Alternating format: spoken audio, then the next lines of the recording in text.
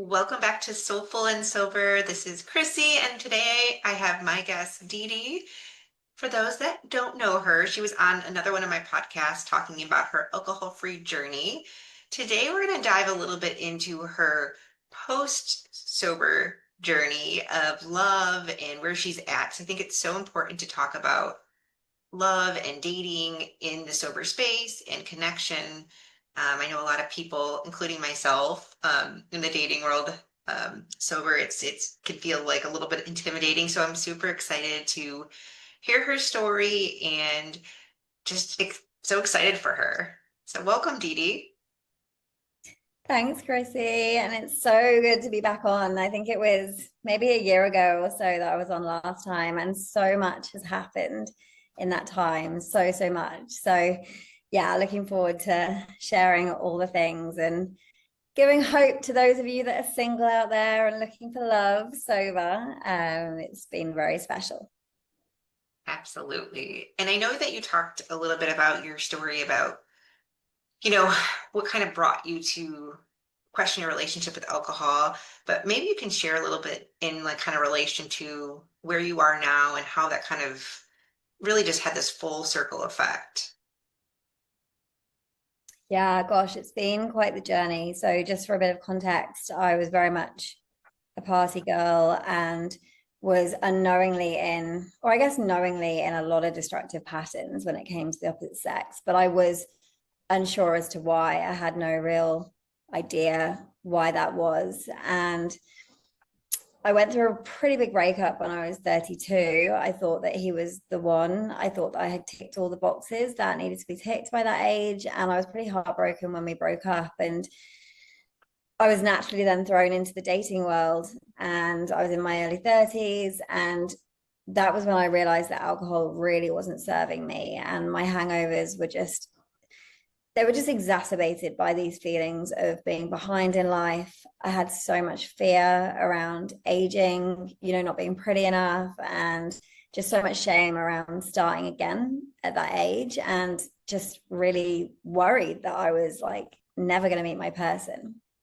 And so I started to avoid hangovers, and I got really sober curious and would take loads of breaks from alcohol. And I was doing all this deep inner work to understand my patterns with the opposite sex and why I attracted who I did and who I was attracted to and all of that, and got really kind of like clearer on, the effects that my relationship with my father and the masculine had on me. But then I'd kind of like get all this knowledge and become really clear. But then every time I drank again, I would go back to the same patterns, and I would attract the same kind of guys and be drawn to the same kind of guys.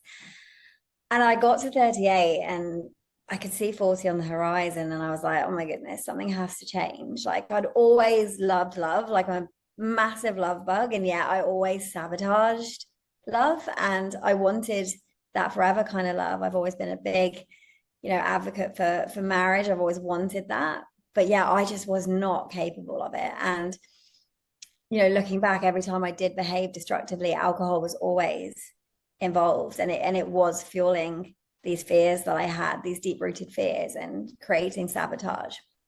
And so I was like, right, 40 on the horizon, I want to give myself the best possible chance of attracting in healthy love and potentially even one day having a family. And 40 seemed big to me. And so as you know, I that's how my sober chapter started. That's how sober chapter started. And I did, and I went all in. And it was an interesting time, dating sober. I didn't do a huge amount of it. I very much came back to a place of, or maybe for the first time, even a place of peace with that. I always had this deep knowing that it would potentially happen naturally and not online. I did dabble online because I felt that it was a good part of growth. I saw it as growth, like being that opportunity to show up as my most authentic self. I was learning how to be vulnerable for the first time. I was learning not to play all the games that I used to play when I drank, and essentially all the masks that I used to wear. And I had some situations where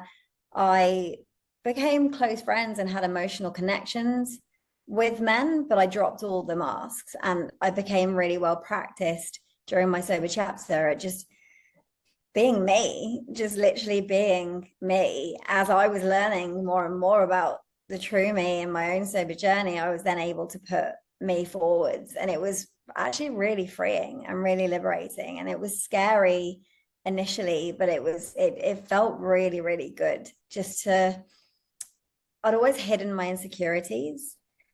I'd always pretended that I was really confident. I'd always put on like a bit of a bravado. I'd always played games, and then naturally I attracted the players as well. So to just be brave enough to show up as my most, vulnerable, authentic self, I could see was attracting in some really like decent people.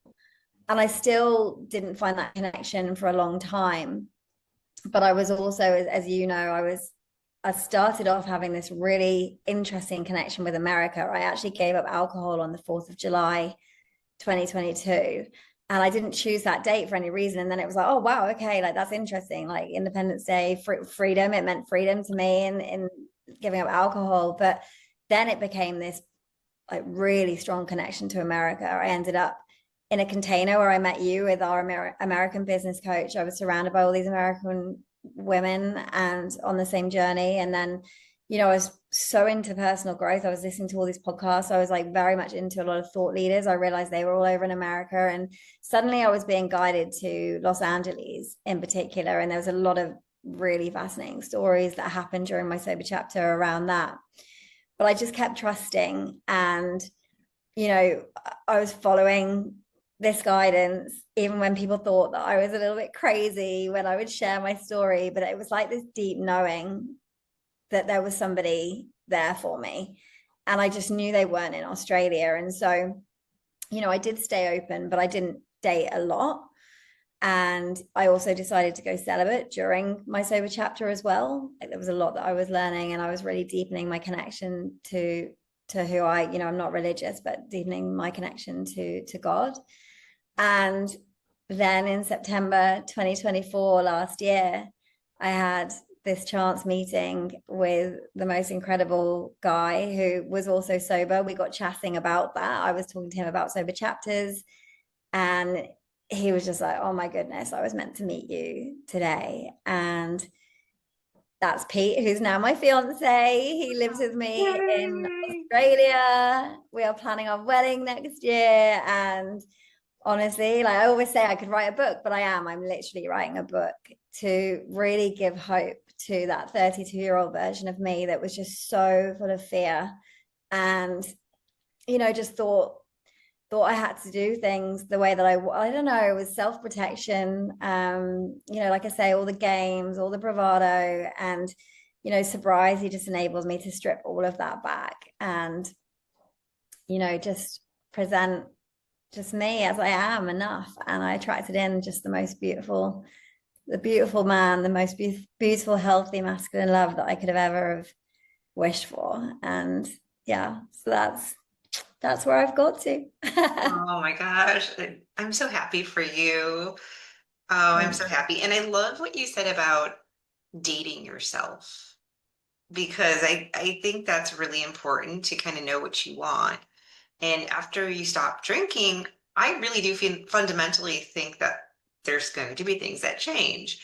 I think all of us that have been sober for a certain amount of time can say, like, yeah, I'm a different person in certain areas. And so I really think that's really important. But I love this so much. And also, too, I know that you talked a lot about manifestation. And I guess how did that come into play with meeting people? Or how did it go well? Did it not go well? Well, with manifestation, like I think you need to be really, really clear, like clarity on what your non-negotiables are. And that can take a little bit of time to work out. Like, as I mentioned, I wasn't convinced at the beginning that I wanted to date somebody sober. Like, I thought it would be important, but it Mhm. became more and more important to me. It actually did become a non-negotiable for me because of the way I was living my life.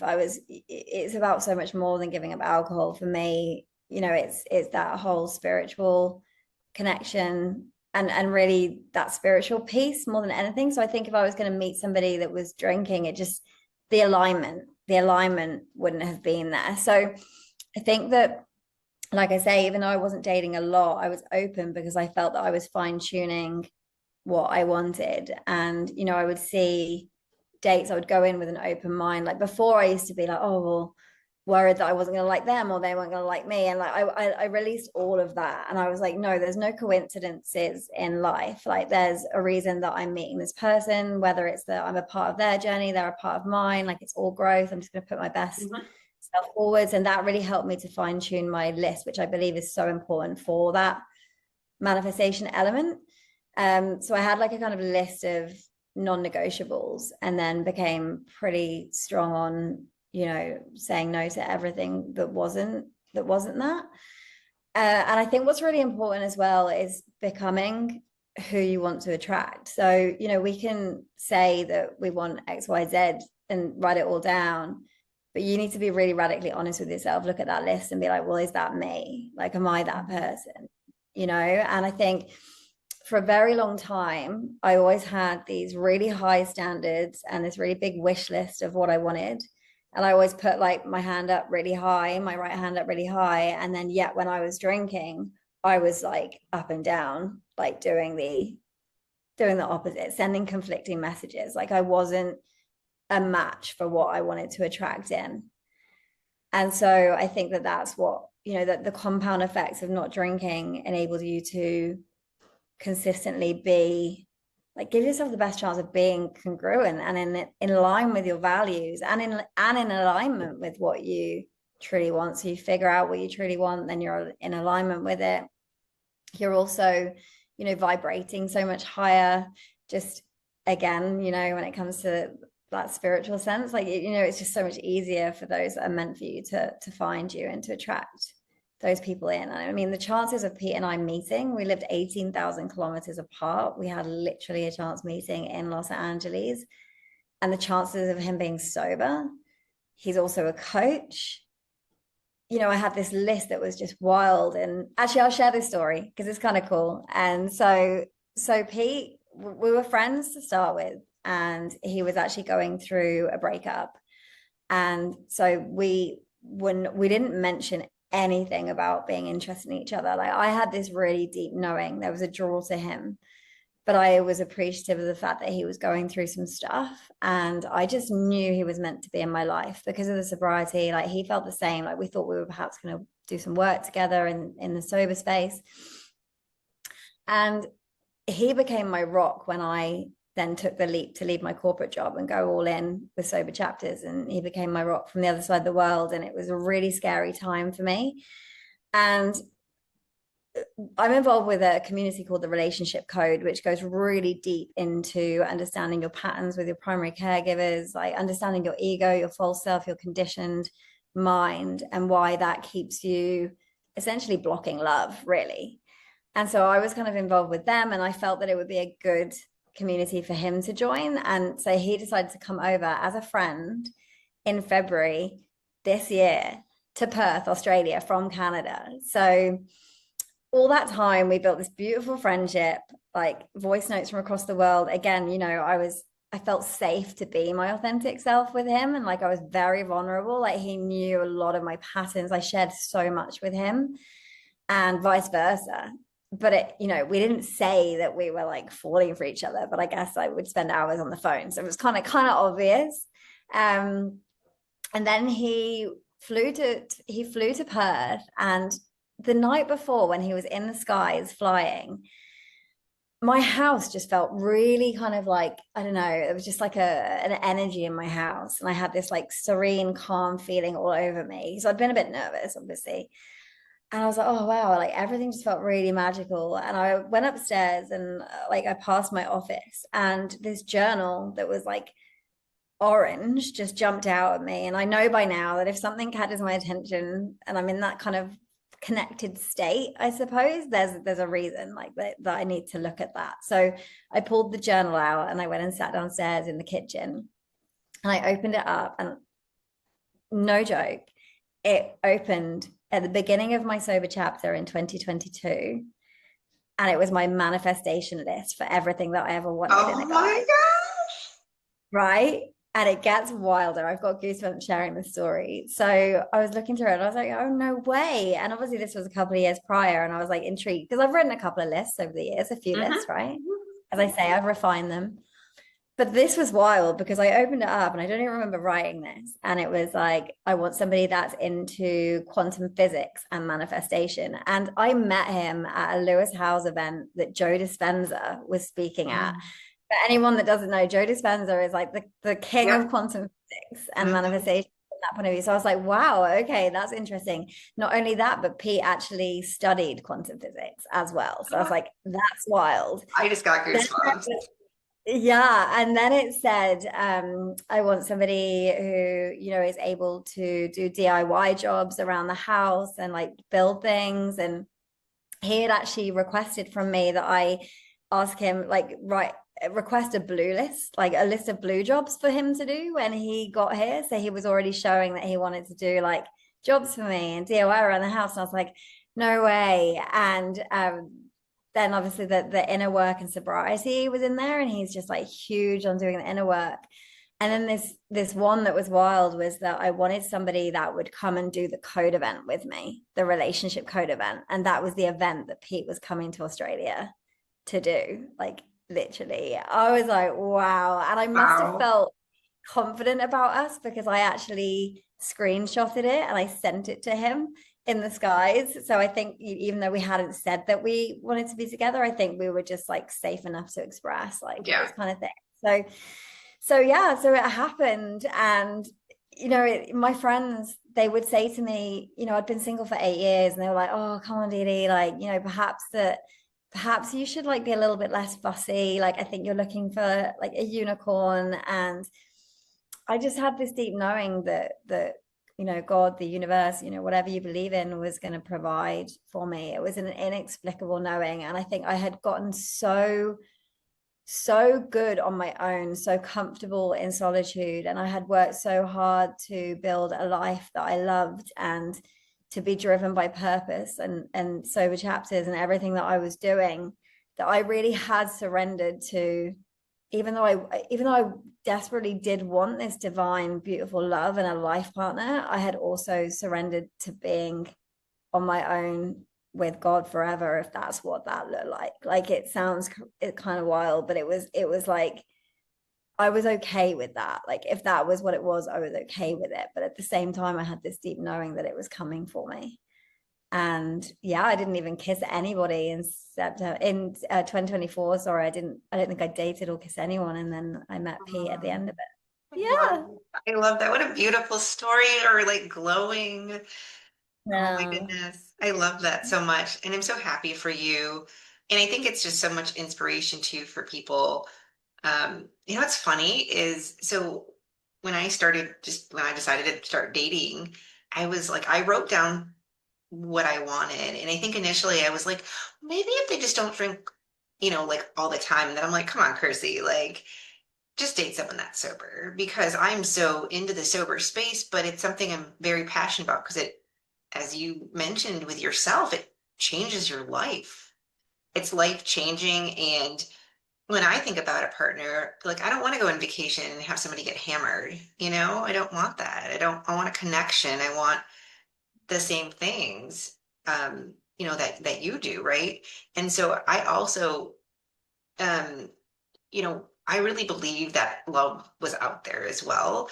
And, and I do think when you do kind of get to know yourself differently, whether you've been single, whether you're going through like a separation, divorce, I think it's really important to do that inner work because you don't want to like like you don't want to call in certain people. But I also agree with you that I think some people are meant to be in our lives and we have soul contracts. I Mm. 100% believe that even if someone maybe isn't the greatest for us, it probably shines light on the darkness and the things like the shadow self, right? The things that we have to change about ourselves that are really Yeah. not serving us. So yeah, Yeah. I just, yeah. Yeah, absolutely. There really are no coincidences.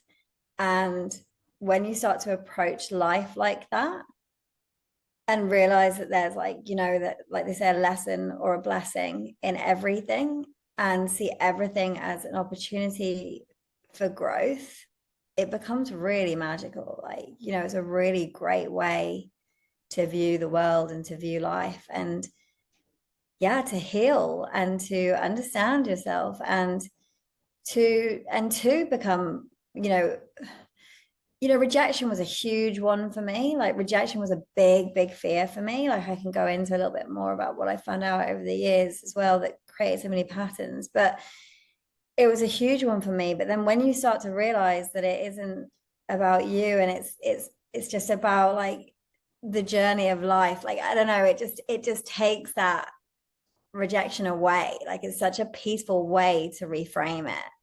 It just wasn't your person. Like, it was not your person. That person was not for you. And rejection is redirection to something so much better, like so much better. And yeah, I can absolutely vouch for that. Like, I am so grateful for every single thing that did not work out in my life, for every single heartbreak, for every bit of destruction. Like, obviously I'm not grateful that I caused people pain and all of that, but from what I mean is that every single thing that happened in my life has led me to this man, and Mhm. he is the same. Like, he has had his own journey, and we're just so grateful, like so grateful. And yeah, and we met at, he's a little toy boy. Actually, he's 39 and I'm 41. I met him at 40. And yeah, for me, life really is just beginning now at 40. I love that. And I would love to have like any tips on like let's say somebody's single and they're looking for love. What are maybe a couple things you would suggest them to do or to not do? The biggest thing of all is don't rush anything. Build a beautiful friendship. That was the biggest gift of our situation, was building that friendship. And it takes time to let walls down, and it takes time to be vulnerable, and it's a scary thing to do. So being with someone that makes you feel safe to do that, and taking your time to do that. And the reason I think I'm so big on that is because what I learned, for the reason why I couldn't hold a relationship down, was that I was hiding like so many parts of myself that I thought were not lovable, that I thought would be rejected. And so I hid them, like I hid them in my shadow, or, suppressed them or what have you. And I presented a different version of myself that can come across as really confident. But what happened was, I would go into a relationship, I was hiding all these parts of myself. And it was fine at the beginning because I was kind of like doing the chasing, and then we'd have the honeymoon phase. And then they would like, when it was kind of like when they fell for me, like I kind of like went into sabotage mode. And I realize now that because I didn't love and accept all the parts of myself and I was hiding them, when somebody loved me, I actually lost respect for them. Like, I actually lost respect for them deep down, because I was like, they don't even really know me. I'm not lovable and they love me, and I didn't love myself. And that was huge. And so then I learned that actually, no, we all have insecurities. Like, we're all human. Like, we have so many things. And the more that you can accept and love all those parts of yourself, and, be able to talk about those, like I call it kind of like being secure about your insecurities and open about those. And that's actually really bloody attractive. And it's also really, really freeing. And it's scary, but it is just so powerful. And that was the biggest shift for me. And I was able, in that time that I was building that friendship with Pete, was to share all these parts of me that, being sober had allowed me to understand too, right? Like, going sober, going on a deep journey of self-discovery, of healing, of knowing why you behave the way that you have. But above all, just giving yourself grace and love and compassion for everything. And then, that's when you're in such a great position to really attract in healthy love, because you love yourself, and that's so important. So important. Absolutely. Well, Didi, I loved hearing your story. I'm so excited for you. And I will link everything below for the listeners, but I know you're going to be sharing your story. Where can our listeners find you? And if, I don't know if you missed it, but Didi is going to have a book coming out at some point. So follow her, and I'm super excited to hear more about your book too. Thank you. Yeah, I run a business called Sober Chapters. My Instagram is sober_chapters. Lately I've been sharing more and more about, this love, this what I believe to be a sacred union, a divine union. I definitely feel like we've been brought together for a reason. And I do think that anybody that is, on this path to sobriety or the path of sobriety, there's a higher reason for all of it. So I do want to share that too. And yeah, the book is, I believe I've just got the title, and it's going to be Sober Chapters, a journey from fear to love. Because all I ever wanted to do was give hope to that former version of me that was just so full of fear, and just know that everything is going to work out. Just surrender to the how and the when. So thank you, Chrissy. It's been gorgeous chatting with you again. Yes, thank you for being on. I'm so excited to talk to you about this today. And again, I'm just so happy for you. Thank you, gorgeous.